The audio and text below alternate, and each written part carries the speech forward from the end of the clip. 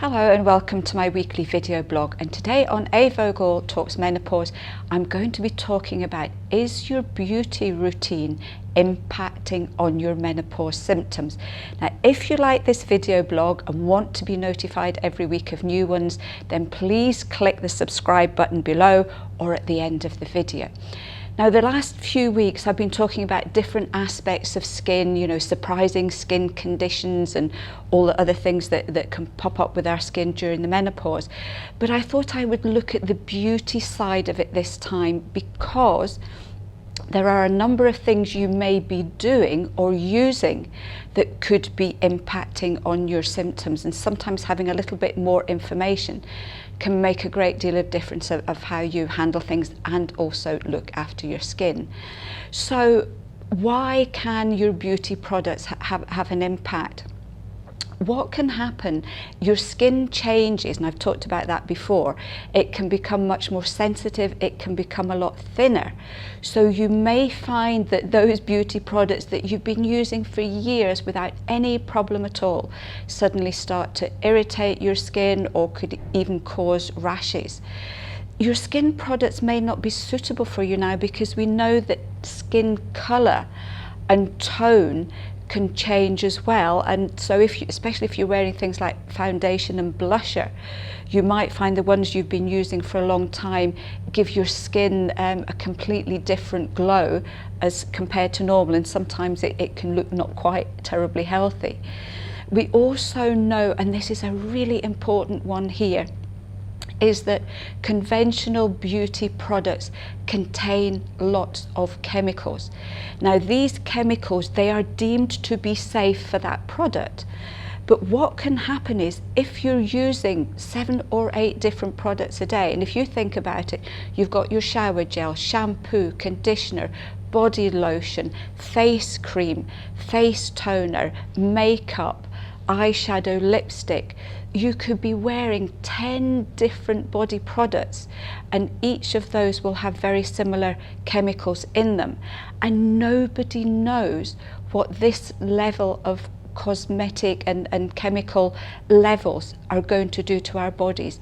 They do get absorbed through the skin, and one of the things that can happen is that some of them are known, even though they're allowed in our beauty products, they're known to be hormone disruptors.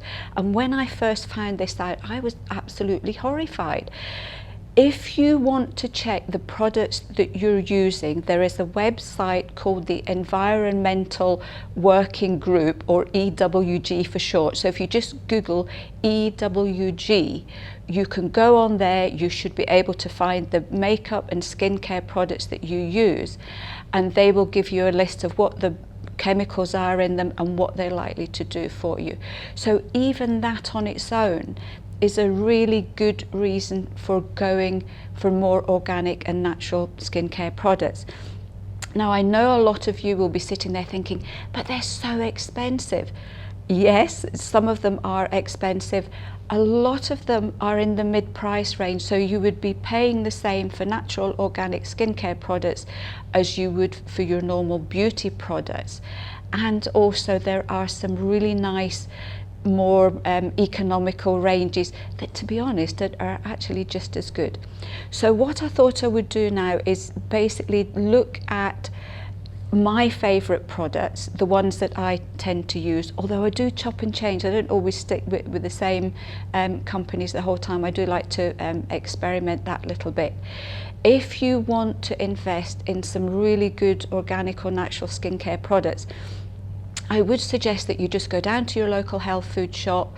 Most of them have a great range of products that will suit everybody's purse. There is nearly always somebody there who will be experienced in using the products, and they can give you advice on which ones would be good for your particular skin range, and if any other issues are cropping up on your skin as well. So let's have a look at some of the skincare products and the ones that you can look at, and my favourite ones as well. So we're looking at face creams first of all. One of the things to look at here is if our skin's drier, we automatically tend to think of oil. Very often that's the worst thing that you can do for slightly older skin. So just be aware of the fact that you're probably better with a low oil or oil-free skin products, especially if your skin is very, very sensitive. You can look at, there is companies called Green People. The one that I like at the moment is a New Zealand company called Antipodes. It's very rich cream, but it goes an awful long way, so that's my kind of favourite one at the minute. You can also look at Superdrug. Now here in the UK, one of the ladies who was watching one of my last skin videos very kindly said that she got her vegan products from Superdrug, and it turns out that one of our ladies in the office has been using it and she absolutely loves it. So as you can see already, you can get all sorts of different price ranges for products that will possibly work just as well as the other.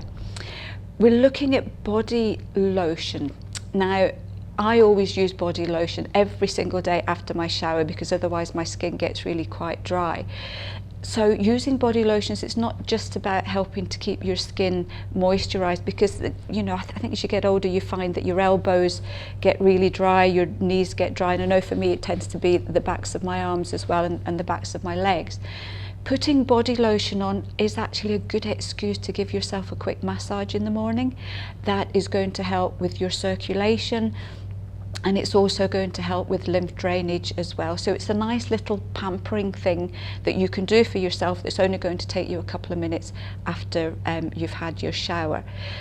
Favourite body products, it would be things like Green People, and again the Antipodes range as well, and also Superdrug. I think they do a body lotion too.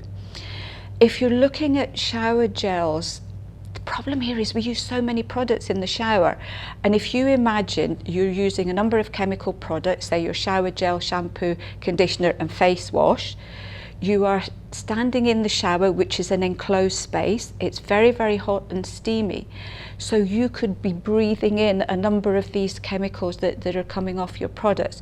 So for me, being in the shower, I try to keep things as simple as possible. I use a very pure soap.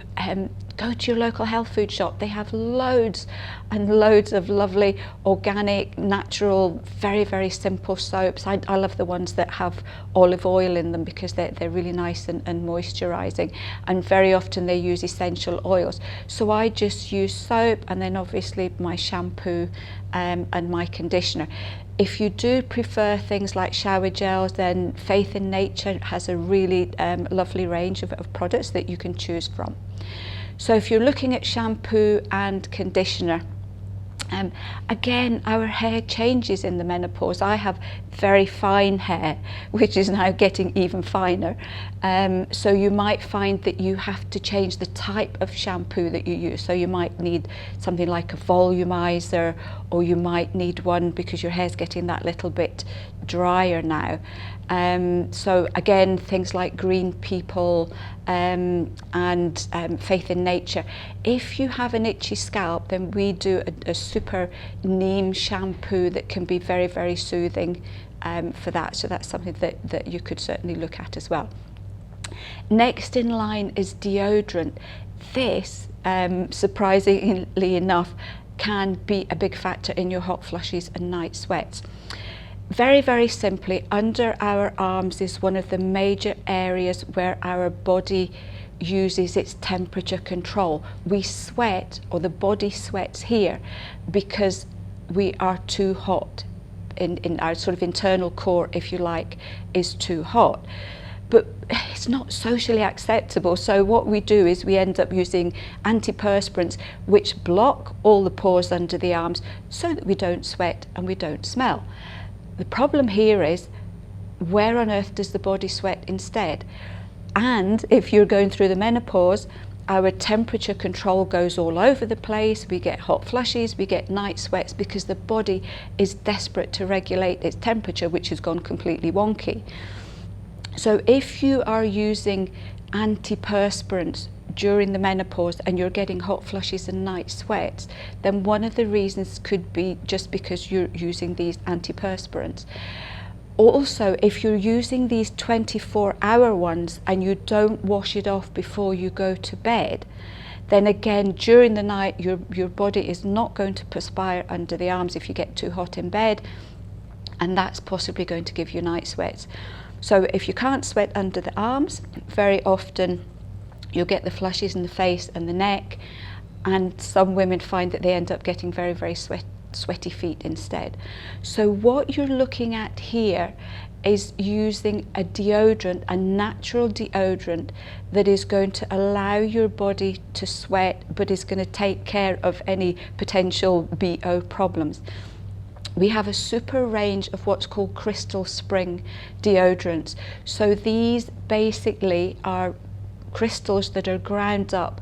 They create a barrier on the skin that traps any bacteria that might cause horrible smells, but it allows your arms to breathe. And one of the things you will find very often is that once you start this whole process, that you don't sweat as much as you would do normally.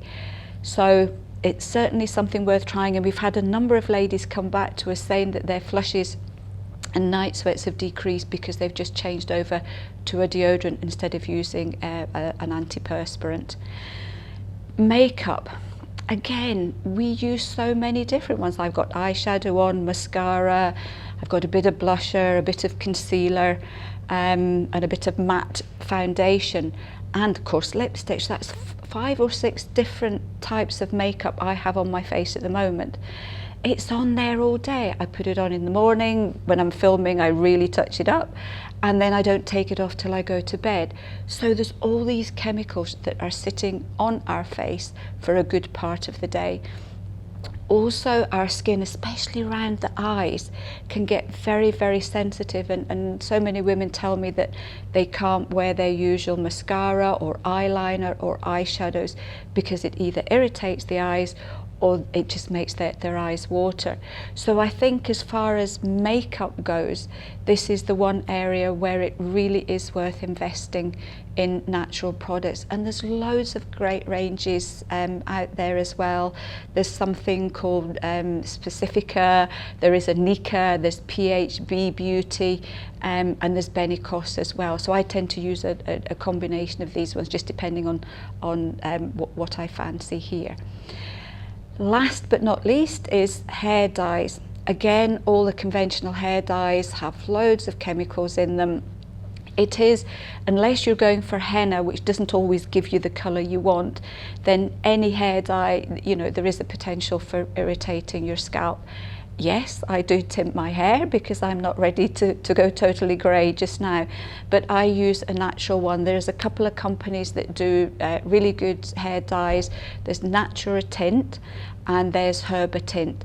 Natura Tint also do a lovely anti-aging cream, and I find this great because you wash your hair, you put the conditioner on, and then you put this on just before you dry your hair, and it protects your hair and it gives it a lovely little bit of a shiny sheen. So it's something that's worth investing in as well.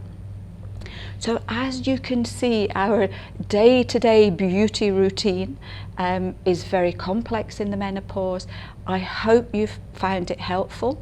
If you have any thoughts on this, if you have any other beauty products or any tips that you use, and I know a lot of you out there are into really simple products that work very, very well for you, and that's absolutely fabulous. So I hope you've enjoyed this one, and I'll see you next week on A Vogel Talks Menopause.